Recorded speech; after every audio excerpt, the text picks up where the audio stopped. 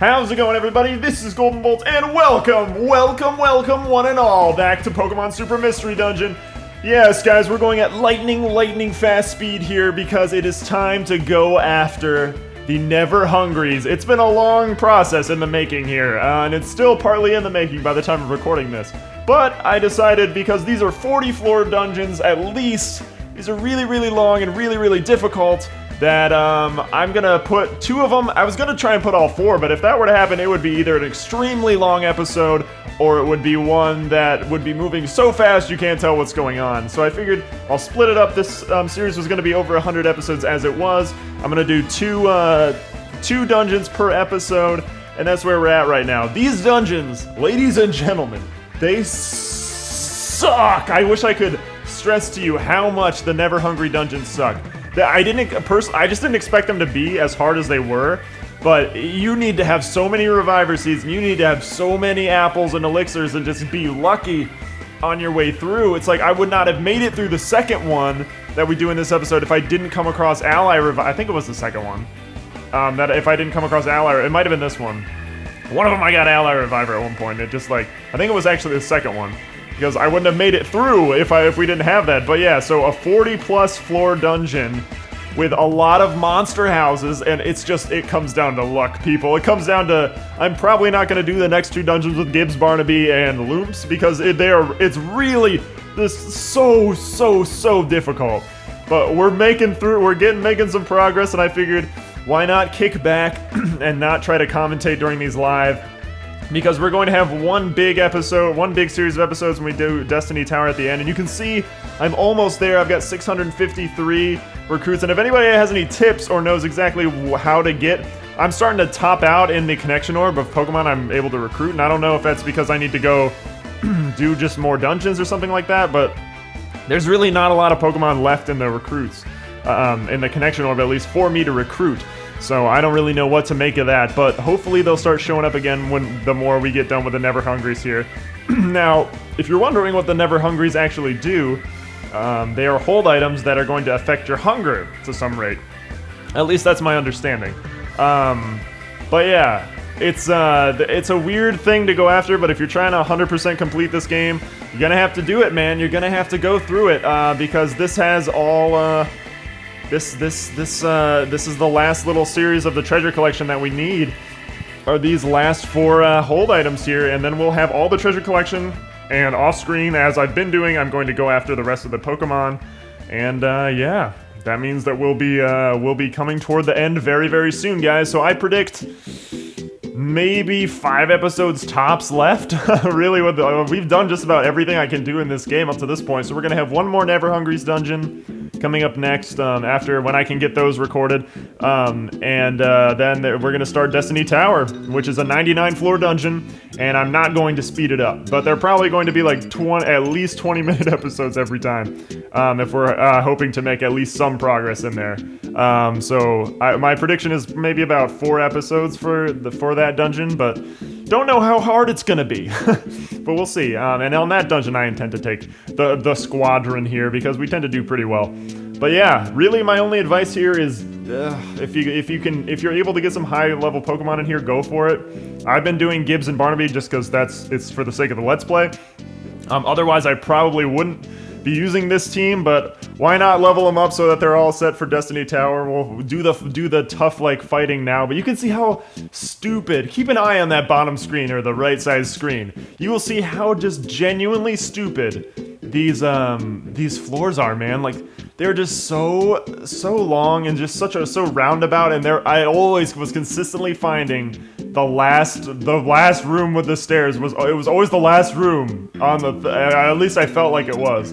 And there are Pokemon around the corner and monster houses, and it is a rough time. So I'm gonna detract from that stress that I had, because it was quite a stressful time. So I don't think I would have had good commentary live at all, and I think you guys have been like, wow, these are sucky ending episodes here. But yeah, so one good thing to look forward to is there's a few more episodes before we get to the end. A lot of people are asking for the greatest moments thing, and that'll probably happen. Probably not right away, because I tend to wait till I'm at least started in another Let's Play to do that. To my knowledge, that's what I'm doing, but I'll probably do that here. So if you want to start suggesting your favorite moments from this LP, so it saves me some work, but like also so you see your favorite moment included. Definitely start leaving comments. Tell me what to include in there, like we would with Explorers of the Sky and Red Rescue Team and all that. But yeah, it's gonna be a good time. It's gonna be a. Can't believe we're like this close to ending this LP. And the craziest thing is like we've done 100. We'll have done 100% of the game. So it's not like I'm ending early or something like that, or there's something I missed. Nah, man, we're getting everything you can get in this game. Didn't expect that. Not at all. Leovani dropped a pretty box. I always forget that Leovani is really a Pokemon. There are a lot of Pokemon that I just don't think of as like that. I just see it and I'm like, oh yeah, that's a Pokemon. I think his name is Maractus. The little cactus guy. I can't think of what his name is. I think it's Maractus. Yeah, it's Maractus. Thanks, Google. I just searched while I was wondering. Yeah, Maractus. That's a Pokemon, and it's one of the ones I always think, and I'm like, oh right, that's a Pokemon. And I don't know. There's a handful of them, I'm sure, that I think of that are like that. But I don't know. This one, Leovani, I guess, is another one.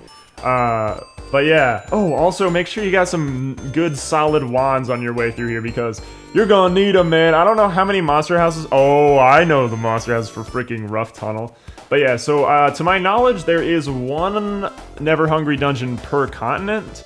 So if you're wondering where they are, they should be. If you're following along at least, or haven't gotten the Never Hungries yet. They are little crown symbols when you go through the dungeon list per continent.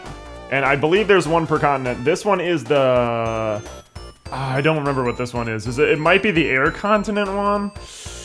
I don't know, but the one we do next is the mist continent. It might be the air continent. I think it... Well, maybe it's... Yeah, it's... I'm pretty sure... I'm like 99% sure it's the air continent one. Because then we'll do Aurora... We do Aurora's Edge in this episode, and that's the mist continent. And that one's... hard as balls, man, but there's a lot of normal type Pokemon in that dungeon, so it made it slightly easy for Gibbs and Barnes. But yeah, man, I got so freaking efficient at strategizing in this. It's ridiculous. And the thing is, like, it took a lot of tries because when you go into the second or third room, let me paint this little picture for you. I start off Ruff Tunnel for the first time. I'm like, alright, this is gonna suck. There's gonna be 40 floors here and there's gonna be monster houses. Okay, I go through the first room. I make a left. Yeah, I got my team with me. Walk into a pretty decently sized room without a lot of items in it. Weird anomaly, right? I was like, oh, this can't be a monster house. Walk in, take a step. Guess what? It's a monster house. And there's a bunch of Pokemon doing bull crap and killing me. And I'm like, all right, I've already gone through 10 Reviver Seeds on the second room of the first floor. I'm like, no, I am not putting up with that crap. So I kindly go like, no thank you, game. And then I turn it off and then I come back and start recording. Because I was like, no way. Plus it was good for my sanity and all my under my breath like cursing that I was doing. It was like, grr, like I would... Oh, it was not a good time. It's stressful doing these dungeons, man, but we gotta get those Never Hungries. It's important. It's important for Gibbs and Barnaby to become the best explorers of their time, and it makes me wonder what the heck they're gonna include in the next mystery dungeon if they do one. I can imagine that there probably won't be one for a while because of how well, I shouldn't say ambitious, because when it comes down to it, I still think that Explorers of Sky was the most ambitious, if not the originals, because there was never a game like that before with Pokemon. So maybe that one was the most ambitious, but I think that Explorers of Sky really took that and ran with it. But this is definitely the longest. And you can make it the longest. And yeah, progress device right here. I actually make a big mistake. I'll get into it when we get to Aurora's Edge. Yep, Monster House City. I'm like, god dang it, petrified. But you know what sucks about these monster houses sometimes? Is you go the different ways. I think it's this one. You go all these other ways, and yeah, they're all dead ends. Every single way. So you have to fight through the monster house. But it's okay because they've already probably started to wake up from being petrified, and then they line up one by one and get killed. Not even a joke here, ladies and gentlemen. Look at this. They're lined up one by one, getting killed. Like, here comes Electros or whatever, and he's like, I'm gonna die. Electros. I get it. But yeah, I don't think, maybe I didn't talk about it on screen yet, or it happened before. I don't know, man. There's just been so much going on with Mystery Dungeon, with recording these at least. But I did go ahead and teach Lump's Zap Cannon, so he has a little bit more coverage. So that's, and it's actually pretty useful. It paralyzes more than it doesn't paralyze, which is pretty unheard of. That's pretty unreal, but it's really useful for us, and it comes in handy once in a while. But there's a lot of stupid grass type Pokemon in the rock place, in like the big chasm here with dead things. Like, there's not even plant life here for you guys to even thrive or survive or even hope to survive. It's like, whatever. I don't even know what I'm yammering about, but yeah, you can see already, if you haven't been watching, how just crappy of a dungeon this is. Man, oh man, this Meganium. Okay, but yeah, it's like, it's all these. Oh yeah, and traps galore, man. Like, okay, when I find Ally Reviver or something good, I am a nervous wreck in these dungeons, because the amount of times I've hit Emerald Crush traps and it's like, no, not something, like, gets rid of something good. That's like, no. That happens a stupid amount of times, and yeah, I just got whomped by a Blossom. Just got whomped by a hula dancing, stupid prancing, ugly fancing. That's not even a word. That's just where I'm at. Plant. Plants and Banson. I don't know, man. These dungeons numb your brain. That's at least one half of the truth. It's tough going through these dungeons, man. And the amount of Pokemon that you walk into a room and you're like, there's 5 in here, dude. Like, what? Why? So you're dealing with that. You're dealing with this. And then you're dealing with people stacking their defenses, and oh wow. Like, watching that Magnezone twirl like that because I confused him in like sped up is really funny. Yeah, Hydreigons are in here, and yeah, kill him. Thank you.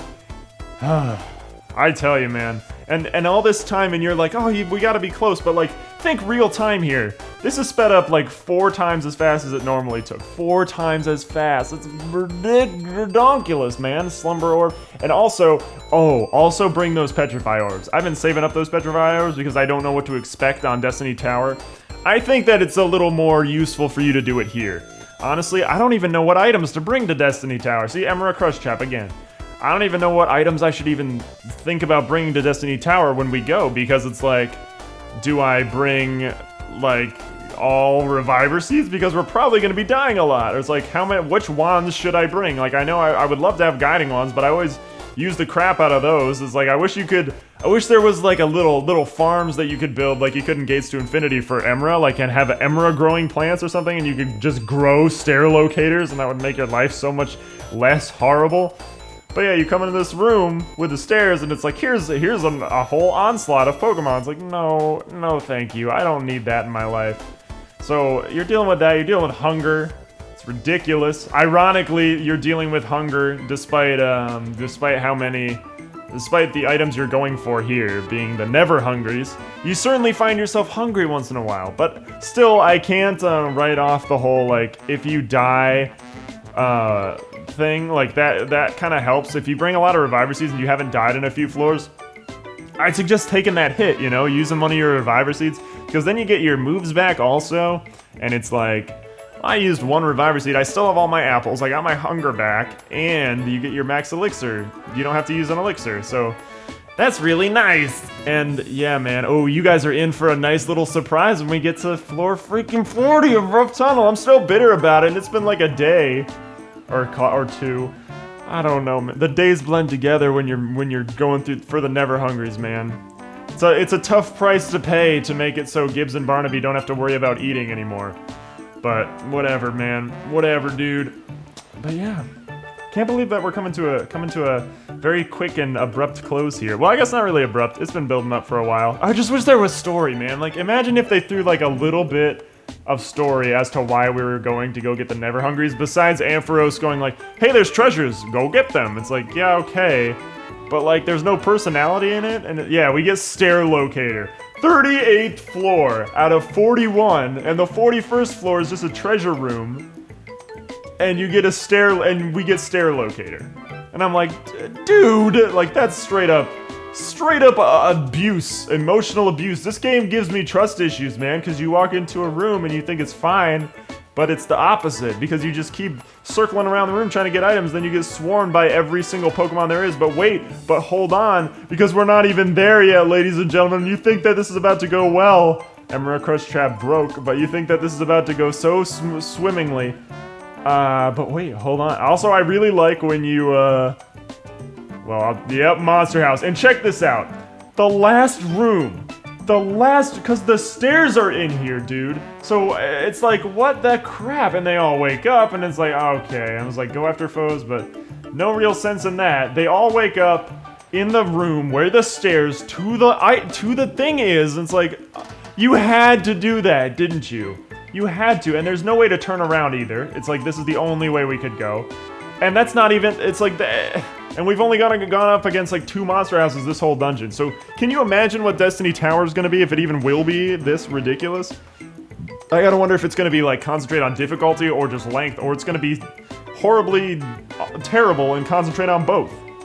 I wouldn't rule that crap out, man. I wouldn't rule that crap out at all, but man, it's like, oh, we're getting rid of these Pokemon really quickly. But it's like, believe me, it is not that fast when you're doing it in real time, especially when your Dedenes down there have tiny reviver seeds. I'm like, why? But there we go, guys. Gonna head up here and get us the huge meal looplet before we hop over to the main menu and get started at the next dungeon, which should be a pretty seamless transition here. So we're gonna head to the main menu and... Yep, alright, we are setting off here to Aurora's Edge now. I wanted to make this a pretty smooth and like easy transition here, but Aurora's Edge is an interesting beast because I feel like it's longer than the first one, but I feel like there are... I don't really know, because the Pokemon here are easier. I feel like there are a lot more opportunities here because it's longer, which gives me hope for Destiny Tower. But I don't know, man. These games are ruthless. So I wouldn't be surprised if Destiny Tower is just like, hey, man, Monster House, every room, every floor. You can, the room with the stairs or the last room you go. I don't know what. Look at this. Second floor, and they're always the room where the stairs are, so I can't petrify them and run. Because, like, I can't get back in here. It's so stupid. So, this is one of those instances where I was almost like, just turn the freaking game off, man. Turn the game off and start Aurora's Edge over. But this was after I had already I did a different dungeon before I came to Aurora's Edge, and then went to Aurora's Edge. Because I was like, this one has a bunch of normal type Pokemon, so maybe it'll be easy. And it has some Psychic, and I was like, I got Pin Missile, that should take him out easily. Wrong-o! Like, not at all. Not at all. And you guys know how much I hate stupid Musharna here. Musharna and Evil Mona. Oh, man. This dungeon. And the amount, so it's like, you can see the weird trade-off that you have between this dungeon being a difficult dungeon and one that's just kind of like focuses on your endurance, because there's like difficulty here, but there's also an endurance challenge here, and I make use of alliances a lot more. I don't know if I do it now, but I set it up like as if I was going to do it, or at least plant that thought in my head, because I do use alliances more often, and it helps when you're using monster houses, surprisingly. But with the amount of times you miss in a monster house, when you line all of your Pokemon up to hit at once, it's like, okay, if you have a monster house full of 11 people, it's like, you can just about take them out in 11 or 12 turns, considering the amount of times you miss or how many times that you will not exactly kill them yet, which is rare when, at least with my team, when you're doing an alliance. But that's you know, the weird trade-off that you have. It's like, do you want to miss and just kind of damage everybody and have them all kind of die at the same time, or do you want to be like, you're dead, you're dead, you're dead? And I had dealt with enough monster houses to be like, that's how it's gonna work, man. That's how it's gonna work, my friends. What's going on? People talking about Pokemon Go. Which team is everybody on, by the way? That would be cool. Let me know. I want to know. I'm on Team Mystic, which may be surprising. I'm sure a lot of people expect me to be on Team Instinct because of Golden Bolt. And now that I'm thinking about it, it's like, yeah, that would make sense. But I just kind of picked Team Mystic because I played blue as a kid, and blue happens to be my favorite color. And so I was like, this kind of needs to happen, so I just picked Team Mystic. And no regrets there. No regrets. But it's cool. I feel like Instinct has the least amount of players, but good for you guys for being the tight-knit community that you are. Oh, just looking at Aurora's Edge, because I just did it most recently, just kind of infuriates me. There's a lot weaker Pokemon here, like you're dealing with Mime Juniors, but wait. You think those mime juniors are easy? Let me prep you. Almost dropped a microphone that I've been like just kind of holding on to while I've been recording this. Let me prep you for the hell that that involves Mr. Mime Jr. Oh, and this guy, Wobbuffet. Yeah. So he's gonna try and not only destiny bond you, which is hell, but he's going to be raising his own defenses, so that you can do absolute jack nothing to him. As will Mime Jr. Yeah, see, he's trying to destiny bond, and he's like, oh, use the like reflect and all this crap, so it takes 8 billion years to do anything to him. It's like, wow, they really knew. And when we get to the last freaking floor, it's just like Wobbuffet Town, and like, and after I had not seen him for a while, I'm like, what is the deal with this game? Like, what is that? But man, looking at these two together in one episode, it's like, oh, this is almost a full episode of Destiny Tower. But yeah, at regular speed, I think this episode was going to be over 2 hours. And I was like, 2-hour episode for 2 dungeons? I think it would have been more than that if I'm doing my math correctly. But I was like, nope, not worth it. But somebody tweeted me saying that these are considered the ultimate. They consider these the ultimate dungeons for the continent. I agree, wholeheartedly. I agree. These are hard dungeons, man. And I may have picked like the 3rd hardest. I think I picked one of the longest here, Aurora's Edge. But that means we're already done with it. So no worries there. I think it's like 41, 42, 43, and 44. So the last one was 41. This one's 43. So maybe I'll start with 44, which I assume to be the Sand Continent one. I don't know though, man. I don't know. It's like I come home from my like day job, and then I'm like, all right, time to start recording one of the Never Hungries, and then I spend a day recording, and I spend like my whole like time before I eat dinner doing a Never Hungries recording. And then sometimes I only got through half of it and then would start over, or I would get through to a certain point and then die and be like, oh, gotta start over. But you know what? It's worth it.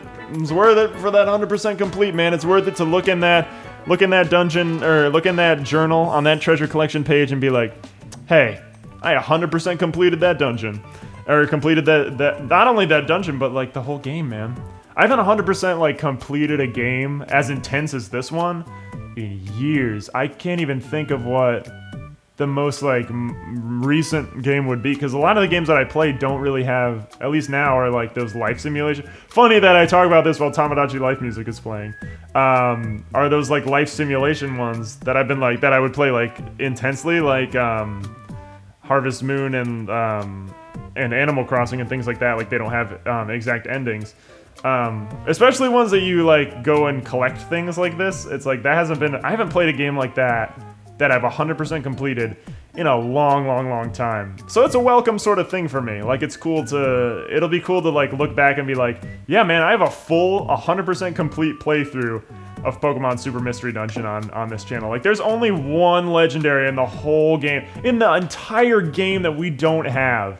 Like, we went and got Zygarde, even, and Yveltal, and we did the Mewtwo fight. Let's not forget how awesome that Mewtwo fight was.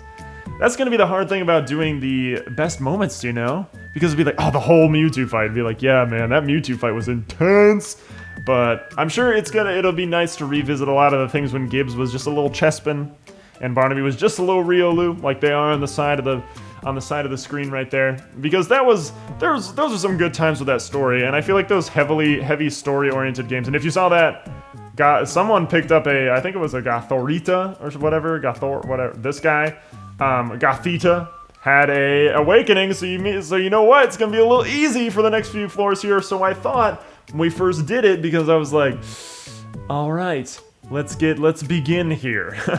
But you know, that just doesn't, there just aren't a lot of Pokemon to one-hit KO when you've got your awakening on. It's because I thought that, I was like, oh great, I'm just gonna plow through everything. But not necessarily the case, because there aren't a lot of Pokemon. And then we get to go Berserk, and yeah, everybody's favorite, and freaking Wobbuffet, time to go Berserk Town. Luckily, he realizes that it's not necessary to kill your friends. But yeah, those guiding wands, and they have the wand expert thing, and that's okay. I have like a million ideas coming up at once, but the wand expert thing mixed with guiding wands that you find in the dungeon are really good. Like, don't even like put off using them. Like, I was just like, I'll put off using them to the last floor. I'm like, what if I don't make it to the last floor? So I went ahead and would just use them. But So, and there were a couple times through here that the recording just like straight up was like, nope, goodbye, and just would stop working. But that was understandable because I was pushing my hardware for so long. It was like doing these dungeons is nuts, man. That's the thing. It's like I don't know when I do Destiny Tower if it's worth bringing progress devices. I think it will be, because then if we die, it's like, all right, whatever. I'll just start at floor 20 something. I'll just bring like 4 progress devices or something like that, or 3. Because I did this whole freaking dungeon, Aurora's Edge. Now that we're here, I can bring it up. I didn't bring a single petrify orb, and I didn't bring a single progress device in this whole dungeon. And I was like, by the time I got to this point, probably I was like, well, I'm gonna be pissed off if we die because I didn't bring a single progress device. And I was like, oh, you used an alliance on me? Not anymore, you're not. And then I started to be like, all right, alliances are where it's gonna be at. When we're fighting a lot of crap like that, because no, man, not dealing with that. Like, oh god, this dungeon. But hey, a lot of people also ask me like, hey, where should I go to grind levels? Like, if you're trying to grind levels, come to these dungeons. Come to the Never Hungry dungeons. Now, you can get your immediate satisfaction by doing that Genesect Mysterious Geoglyph dungeon. But the problem is that you're getting way less experience. Like, it's happening more consistently, but like, if you just go through one of these dungeons, like, you're seeing the experience we're getting. They're like over 300 once in a while. Let's see. I can't even tell. I think it's about upper 200s, but we do pass 300 on experience once in a while. So coming here and just kind of going through it, considering its length, like, Gibbs is level 66. Like, I remember when dude was hitting like 40. I remember when he was like hitting 30, or when he first got access to Seed Bomb. I was like, oh my god, we have a physical grass move. And now he's like pushing level 70. It's like, it's nuts. You really see that, I don't know, because 66 in the long run, you're like, oh, that's not a lot, that's not a very high level, but like, in a game like this, oh yeah, grudge traps, the worst things known to mankind. But in a game like this, you're like, hey man, getting a character up from like level 3 or 5 or whatever level you start with, I think it's 5 in this. It's been so long, it's been since like last, November? Man, it's a long run in LP, but you know what? It's all been fun, but we've still got a little while to go. We've got 3 dungeons left that I'll be covering. Well, that's the other thing, is like, I'm off-screening all the recruits, because otherwise it would end up just kind of me doing like side missions, really, because that's all like getting recruits are, side missions or talking to people. I think there's something you have to do for Kecleon. If there is, also let me know, because I don't know what that is. I don't know if I have to do something in the dungeon when I come across a shop or something with him. I've heard that you had to steal from him. I don't know if that's true, but I've heard that you have to steal from him and run, and then beat him, and then he'll be like, oh yeah, I'll join your team. Unless I already have him. I don't think I do have him, because I got like the other shopkeepers and things like that, like Klefki and all of them, and Meowth from Meowth Theater and all that stuff.